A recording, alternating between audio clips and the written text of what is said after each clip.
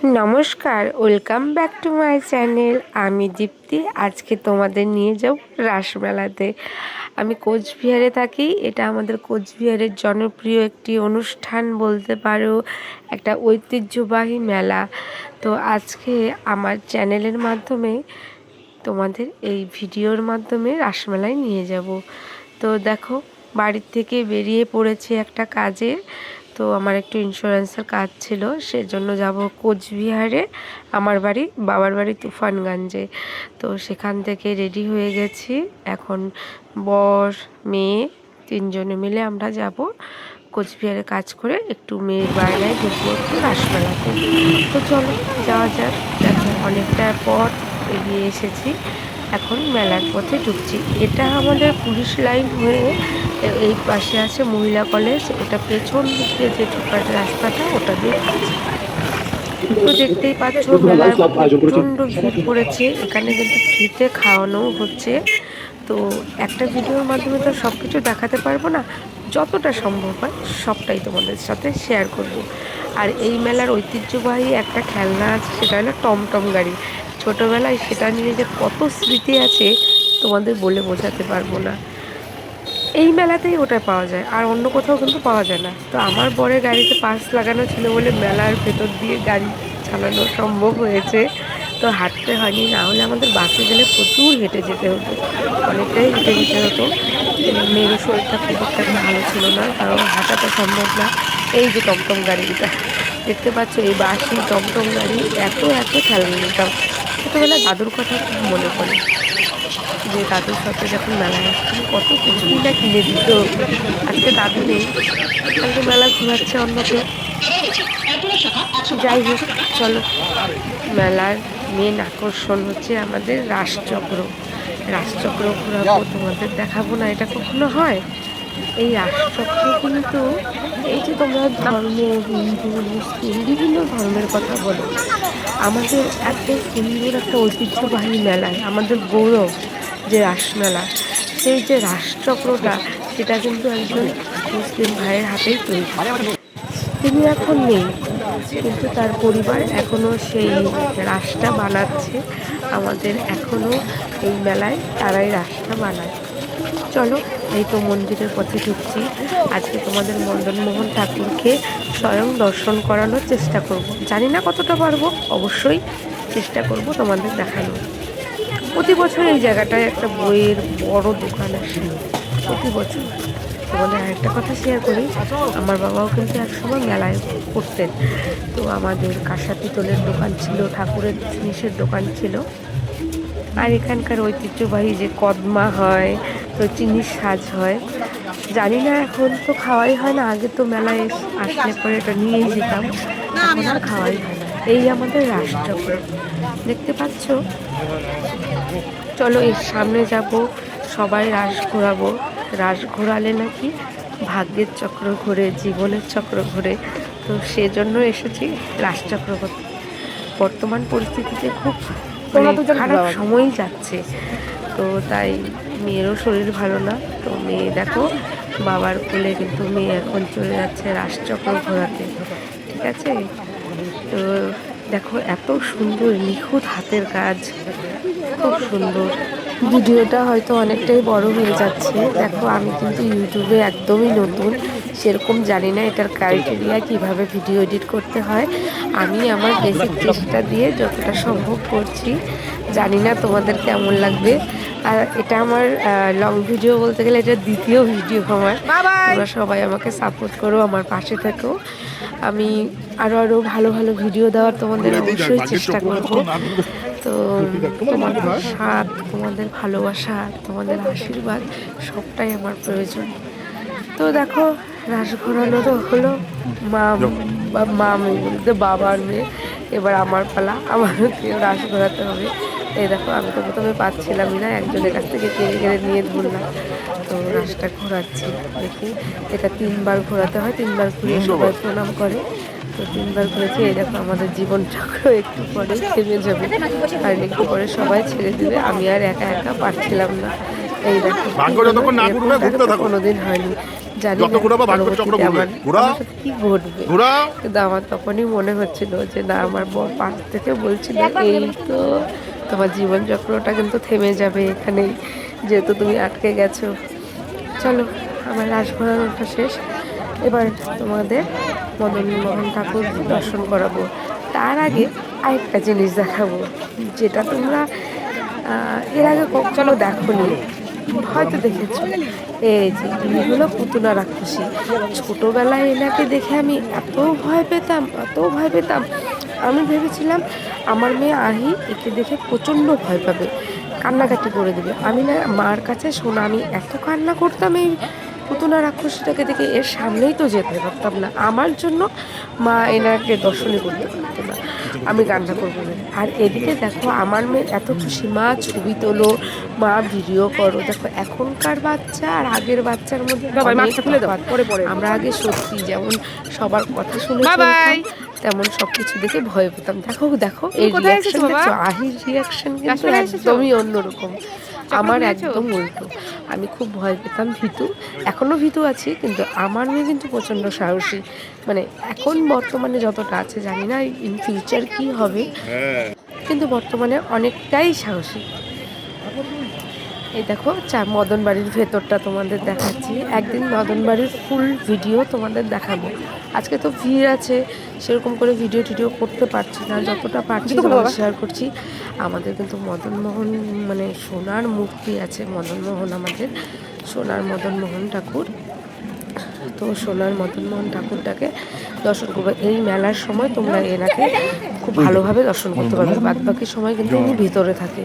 এই দেখো ওনার এখানে যে সিসি ফুটেজ লাগানো আছে, যেহেতু আমি ভিডিও করছি, এটা দেখতে পাচ্ছ, এটা কিন্তু ফ্ল্যাশ করছে। এই দেখো আমার সোনার মদনমোহন ঠাকুর, জয় মদনমোহন বাবার জয়। কৃপায়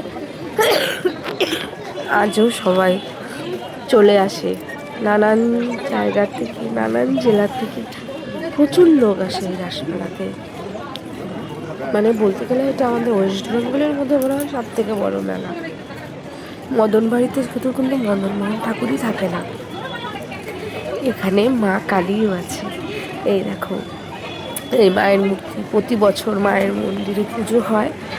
এই দেখো মন্দিরটাও, মন্দির চত্বরটা অনেকটাই বড়, সবটা দেখাতে পারবো কিনা জানি না, তো তোমরা দেখতে থাকো। আর এক দিদি কাল রাতে এখানে আলপনাটা দিয়েছিল, মানে কাল রাতে বলতে যেদিন আমি গিয়েছি তার আগের দিন। তো দিদিটা বলেছিল কেউ গিয়ে দেখে বলো তো কেমন হয়েছে। বলবো অপূর্ব হয়েছে দিদি ভাই, অপূর্ব। তোমার হাতের জাদু আছে, প্রতি বছর তুমি এত সুন্দর করে এখানে আলপনা দাও, জাস্ট অসংখ্য ধন্যবাদ তোমাকে। 3 রাত জেগে দিদি এই কাজটি সম্পূর্ণ করেছে, একা করেছে, আমি নিজে দেখেছি দিদির ভিডিওতে। তারপরে চলো, এখানে আরও ঠাকুর আছে, সবাইকে তোমাদের দর্শন করাবো। অনেকে আছো যারা কোচবিহারের বাইরে থাকো, কোচবিহারের বাইরে থাকো, তারা দেখে নাও। এই সিনারিগুলো আমার খুব ভালো লাগে। দেখো এখানে অনেকগুলো অবতার আছে, তোমাদের সঙ্গে শেয়ার করবো। তো তোমরা অনেকেই দেখেছো, অনেকেই দেখোনি। এই দেখো কুম্ভ অবতার, বুদ্ধ অবতার, দেখো একটা অবতার। এগুলো কিন্তু তোমরা পরে আসলে সবগুলো হয়তো দর্শন করতে পারবে না, কিন্তু এই রাসমেলার সময় কিন্তু সবগুলো বের করে দেয় সবাইকে দর্শন করার জন্য। এই দেখো, তো আমার মেয়ে বলছিল মা এটা কি, এটা কি, এর পাটা এমন কেন, মানে ও তো বোঝে না। তো ওকে তখন বলছিলাম মা এটা সব দেবতাদের অবতার। বলে কেউ আচ্ছা। এই দেখো আমাদের দুর্গা ঠাকুর, এটা কিন্তু মা দুর্গা, ইনি মানে প্রতি বছর এখানে পূজিত হন। এরপরে চলে আসছি আমাদের কোচবিহার জেলারই কিছু কিছু যে ছেলে মেয়ে আছে, তাদের হাতের কারুকার্য তোমাদের সামনে তুলে ধরবো। সত্যি বলতে বন্ধুরা, এত সুন্দর ওদের আর্ট, মানে আমি আর্ট এত ভালোবাসি, আর্ট আবৃত্তি, মানে আমার এত ভালো লাগে ওদের হাতের শিল্প, ওদের আর্ট, এত সুন্দর সুন্দর জিনিস বানিয়েছে, মানে মানে চোখ ধাঁধিয়ে যাচ্ছে। মানে সবটা যদি আমি তুলে ধরি, মানে এই শুধু ওদের আর্টের ভিডিওটা পরবর্তীতে আমি চেষ্টা করবো শুধু এই আর্টের যে ওদের যে ক্রিয়েটিভিটি যে জিনিসগুলো ওরা তৈরি করেছে সব কিছু তোমাদের সামনে তুলে ধরবো। এই ভিডিওতে যতটা পারছি আমি তোমাদের সঙ্গে শেয়ার করছি। দেখো বাচ্চাদের এত সুন্দর হাতের কাজ, মানে আমি জাস্ট মুগ্ধ, এত সুন্দর করে দুর্গা পুজো মানে এত ক্রিয়েটিভিটি মানুষের মধ্যে মানে জানা ছিল না, না দেখলে বোঝা যেত না। সত্যি কয়েকদিন কিন্তু জুবিন স্যারকেও এঁকেছে, ভীষণ সুন্দর হয়েছে ভাই। এত এই দেখো মায়ের মূর্তি, কতগুলো যে মায়ের মূর্তি তৈরি করেছে, অনস্বীকার্য। তোমরা জাস্ট দেখো, আমি এখানে কিছু আর বলছি না। মানে এত সুন্দর হাতের কাজ, কত সুন্দর জিনিস বানিয়েছে দেখো, ক্রিয়েটিভিটি। আবার সবার নাম, তারপর কোন ক্লাসে পড়ে তাদের একটা করে পাসপোর্ট সাইজ ছবি দিয়েছে। এখানে কিন্তু বজরংবলী আছে, সবটাই আছে। আমি এক পাশেরটা তোমাদের সঙ্গে শেয়ার করলাম। দেখো জুবিন স্যারকে এঁকেছে, কি ভালো লাগছে দেখতে। তোমরা চাইলে কিন্তু তোমরাও এই কম্পিটিশনে পার্টিসিপেট করতে পারো। তোমরাও চাইলে তোমাদের ক্রিয়েটিভিটি এখানে দেখাতে পারো, তোমাদের বাচ্চাদের দেখাতে পারো। আমি চাইবো প্রত্যেকটা মা বাবা তার বাচ্চাদের এখানে নিয়ে আসুক, দেখুক, এগুলো দেখেও তো ইন্সপায়ার হবে। আর আমার সবথেকে ভালো লেগেছে এই শিব পার্বতীর এই রূপটা, মানে এত ভালো লেগেছে বলা বাহুল্য, সবই ভালো লেগেছে। এক্সেবার করে দেখো কি সুন্দর মায়ের মূর্তি বানিয়েছে এই ভাইটা, মানে ধবলগিরি বানিয়েছে, মানে কত কিছু যে বানিয়েছে কি বলবো, কিছু বলার নেই। দেখো ছিন্নমস্তকের মা, প্রচুর প্রচুর প্রচুর দারুণ করেছে। তোমরা একবার আসো, যারা কোচবিহারের বাইরে থাকো বলবো তোমরা একবার আসো, সকালবেলা আসবে, রাত্রি 10টা হলেও আর যেতে ইচ্ছে করবে না, এতটাই ভালো লাগবে। এটাই আমাদের প্রাণের মেলা। চলো এবার তোমাদের একটা মঞ্চ দেখাচ্ছি। জুবিন স্যারের নামে কিন্তু এই মঞ্চটা, যেহেতু দিনের বেলা এসেছিলাম সেহেতু এখানে প্রোগ্রাম সেরকম হচ্ছিল না বলতে হচ্ছিল, কিছু গান হচ্ছিল, তো শোনার সময় নেই। আবার মদন বাড়ি ঢুকেছি, আবার বেরিয়ে পড়লাম। মানে বলো দেখিয়েছে, মানে এত এলোমেলো হয়ে গেছে। পাশে একটু ভিডিও করেছি, কোথায় ওরকম। আর এখানে তো মাসিরা সব বসে থাকে প্রতি বছরই, তো মাসিদেরকে যার সামর্থ্য মতো যেমন দিতে পারো। তো এখন আমরা বেরিয়ে পড়লাম মেলার ভেতরে ঢুকবো। মেলার ভেতরে পরে ঢোকার পরে দেখাচ্ছি তোমাদের সব কিছুই বলবো। মানে বললাম না, এক একটা ভিডিও এক এক রকম হয়ে গেছে। এখন এটা আরেকটা সাইডের ভিডিও, তো মদন বাড়ির ভিতরেই এই ভিডিওটা। তো দেখো গাছে কি সুন্দর ফুল ফুটেছে, এখানেও একটা মন্দির ছিল, আর প্রতি বছরই এরকম সাজায়। এই দেখো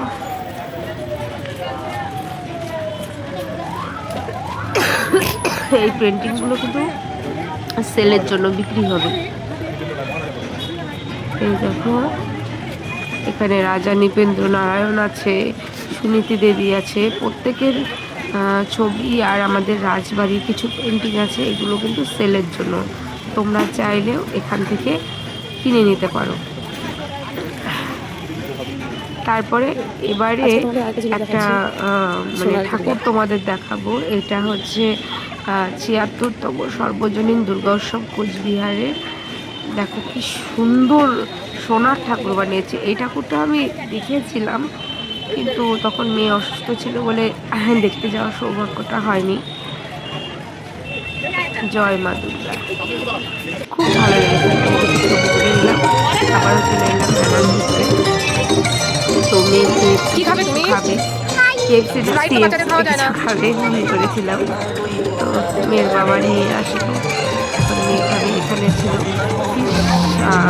চিকেন কবিরাজি আর তারপর চলে এলাম গুড় কিনতে, বাংলাদেশি গুড়। তো একটু গুড় নিব ভেবেছিলাম, ভাবলাম যে পরে নিই, মেয়েকে একটু ঘুরিয়ে নিই, তারপরে আর না হলো না। এবার দেখো কত সুন্দর সুন্দর কানের, 30 টাকা 35 টাকা, প্রচুর শাড়ি ছিল, চপ টপ কত কিছু ছিল। মেয়ে এখন বলছে যে বাবা আমি একটু আরও ভিতরে যাব, আরও ঘুরতে দেবো, এই সেই অনেক মানে অনেক বাইরে পুরো ঠান্ডা লেগে গেছে, কাশি হয়েছে। এখন চলে এলাম রাইডসের ওখানে। তো এবারে আমাদের রাসমেলার জনপ্রিয় বলবো না, আকর্ষণীয় একটা ব্যাপার হচ্ছে জলপরি। জলপরি জলপরি জলপরি জলপরি দেখতে যাব মেয়ে বলছে। তো আমি তো জানি না যে জলপরি দিনের বেলা খেলা দেখায় না, রাতের বেলা খেলা দেখায়, তাই চলে আসলাম। তো মেয়েকে তখনও আমি জানাইনি, মেয়েকে জানালে যা হতো, ও তো বেশ বায়না করছে, বাবা চলো জলপরি দেখবো, জলপরি দেখবো, জলপরি দেখবো। এখানে দেখো এই যে বুড়ির চুল, যাকে বলতাম, যে তোমরা ক্যান্ডি ফ্লাওয়ার বলো, আমরা বলতাম বুড়ির চুল ছোটোবেলায়। মেলায় আসলে তো এটা নিতে হবে, পপকর্ন নিতে হবে। আমরা অবশ্য বাড়ি যাওয়ার পথে পপকর্ন নিয়েছিলাম, আর কিছুই নিইনি মেলার থেকে। তো মেয়ের বায়না, মেয়ে এখন বেলুন ফাটাবে, শ্যুট করবে। ঠিক আছে করো, যেরকম বায়না করো, দেখি পারে কিনা। সব কিছুই দিতে হয় বাচ্চাদের আনন্দের জন্য, চেষ্টা করুক না, দেখি পারে কিনা। ওমা আমরা তো অবাক, পেরেছে, দেখো বেলুনটা ফাটিয়েছে, মানে খুব স্পিডে ফাটাচ্ছিল ও। দেখো প্রত্যেকটা 5টা নাকি 6টা দিয়েছিল, তার মধ্যে 3টে ফাটিয়েছিল। মানে এইটুকু বাচ্চা এতটুকু করতে পেরেছে যে এটাই ভালো। আমি যখন ছোটোবেলায় দাদুর সঙ্গে মেলাতে আসতাম, আমার দাদু আমাকে দিত যে নে ফাটা, মানে একটা এক্সপিরিয়েন্স হবে, একটা ভালো লাগা, একটা করলে আরেকটা করতে ইচ্ছে করবে। দেখো দাদাগুলো কিন্তু অবাক হয়ে গেছে, বলে কি এরকম বাচ্চা সত্যিই দেখিনি, এই যে আমাদের রাসমেলার এবারে মেন আকর্ষণ হচ্ছে জলপরি। তো আমরা যাচ্ছি সেটা দেখতে। তো এটা কোথায়, এটা যেখানে রাইডস গুলো আছে সেখানে, যে তোমাদের চিত্রহার হয়, চিত্রহারের ঠিক পাশেই আছে জলপরি। ওটা তো আমার দেখে যে নৌকা যেটা আছে, নৌকার পাশেই আছে জলপরি। যে তুমি যদি ওটাতে ওঠো, এখানে কত করে কি টিকিট, 2000 টাকা দেব। প্রচন্ড ভিড় মেলায়। আমার তো কোনো ইন্স্যুরেন্স করা নেই, আমি 2000 টাকা ভিডিওটা ভয়েস ওভার দিতে হবে। তুমি ওঠো, তোমার তো তো এখন ইন্স্যুরেন্স শো করা আছে, হবে কিনা সেটাও ঠিক জানি না, কিন্তু এসেছি, চলে এসেছি, কি বলবো, দেখা যাক। অনেক হাসির কথা হয়, তো সবটাই ভয়েস ওভার দিচ্ছি। এই যে একটু বাইরে থেকে ছবিগুলো দেখা, আকর্ষণীয় জলপরি। জলপরি তো বন্ধ, মেয়ের তো ভীষণ কান্না জলপরি দেখতে। আর এখানকার টিকিট হচ্ছে 100 টাকা, 100 টাকা করে পার টিকিট। প্রথম দিকে মনে হয় না হালকা ছিল, তখন খুব ভালো করে দেখা গেছে জলপরিকে। জলপরি কিস করতো, জলপরি হাত দিয়ে লাভ লাভ দিত। আর শেষে যারা দেখেছো, দাঁড়ানোর অবস্থা ছিল না, মানে 100 টাকাটাই জলে জাস্ট একবার দুবার হয়তো চোখের দর্শন পেয়েছে, মানে চলতি পথে। ফোনে দেখা অনেক ভালো। এই যে মেয়ে এখন জাম্পিং জ্যাক করছে, ঘোরো ঘোরো, চারপাশে ঘোরো, কত কিছু আছে, কত কিছু আছে, ঘোরো, ভয় পায়, কত কিছু আছে, আমি ভিডিও করব, ঘোরো, লাফালাফি করো। দেখো দাদা ভাইটা এখন ওর বায়নার জন্য দিদি ভাই দেখো লাফালাফি করছে। এখানে এসে একটা সঙ্গী পেয়ে গেছে, পেছনে দেখো কত জায়গা, যাও পেছনে যাও, আবার কত কিছু আছে এটাতে, পড়ে যেতে চাইছে না। যাও যাও, পড়বে না তুমি। বাচ্চাদের নিয়ে আর পেরে ওঠা যায় না, আমাদের আসা যাবে না। ওই যে দিদি ভাইটা এভাবেই চলছে আমাদের। ও দেখো ভেতর দিয়ে ঢুকে, ভেতর দিয়ে বার হয়। আমাদের ছোটবেলার সাথে ওদের ছোটবেলার অনেক অনেক আকাশ পাতাল। ওই দেখো উপরে উঠছে, যা যা যা, আমাদের উপরে উঠছে, কিভাবে ধরে ধরে উপরে উঠতে হয়। আমাদের যেটা প্রয়োজন ছিল হয়তো সেই জিনিসগুলো পেতাম না, আর ওরা প্রয়োজন ছাড়াই আনন্দ পায়। এই যে যেটা বলছিলাম না সুনামির কথা, সেই সুনামি একদম সমুদ্রের মতো। তোমরা ভাবতে পারছো আমার মতো গোলহাটের লোক এখানে উঠতে পারবে? আমার তো দেখেই ভয় লাগছে। আমি এখানে উঠছি, দেখো দিনের বেলা একটা লোকও ওঠেনি, বেকার চালিয়ে যাচ্ছে। রাতের বেলা অবশ্য লোক হয়, কে ওঠে বাবা জানি না। আর তারপরে যেটা ছোটোবেলায় যখন বুঝতাম না তখন দাদুকে বলতাম যে এটা তুমি চলো, এই যে আমার বর বলছে ও তো 500 টাকা, বড় হলে আরও তো মোটামুটি মেলা ঘোরা হয়ে গেল।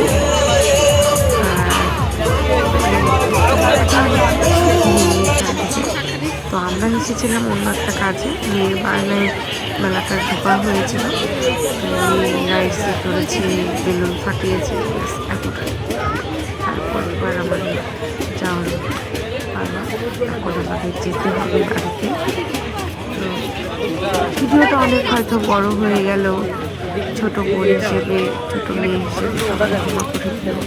নতুন নতুন ভিডিও শুরু করেছি, তোমাদের ভালোবাসা, তোমাদের সাপোর্টের প্রচণ্ড দরকার আছে। জানি না কতটা কেমন কি করতে পারছি, তারপরেও এই দেখো মেয়ে আবারও চলে এসেছে বেলুনের ওর মানে হচ্ছেই না, কি বলবো, যাওয়ার পথে ওই দোকানেই চলে এসেছে বেলুন ফাটাতে। ওকে বেলুন ফাটাতেই হবে, বেলুন ফাটাতেই হবে। আর এনারাও আছে, হ্যাঁ হ্যাঁ হ্যাঁ করো, ও তো পাচ্ছে, ও তো পাচ্ছে, মানে এইভাবেই বলে যাচ্ছে। তো আমাদের মানে আমরা চাইছি বাচ্চাটাকে যেটা প্রয়োজন সেটাই দিতে, প্রয়োজনের থেকে বেশি কিছু দিতে চাইছি না, যাতে বাচ্চার কখনো মনে না হয় যে আমার তো মানে বললেই আমি সব পাবো, আমার তো এই নেই, ওই জিনিসটা চাইছি না। কিন্তু মেয়েটাকে সব কিছু বোঝাতে চাইছি, কিন্তু যাই হোক, ও এখন অনেক ছোট, এখনই তো বায়না করবে। সবাই যদি সবকিছু বুঝতো তাহলে তো হয়ে যেত। তারপরে মেলা ঘোরার পথে এক জায়গায় দেখলাম যে যে সরপুরিয়া, সরভাজা, অমৃত কলস, তো আমাদের একটু কেটে খাওয়ালো, বেশ ভালো লাগলো সরভাজা। তো এগুলো নিলাম অল্প কিছু করে, তারপরে একটা অমৃত কলস খেলাম, বেশ ভালো লাগলো। ওই সরপুরিয়ায় একটু কলস শেপ দিয়ে ভেতরে একটু নলেন গুড় দিয়ে দিয়েছি। অসংখ্য ধন্যবাদ।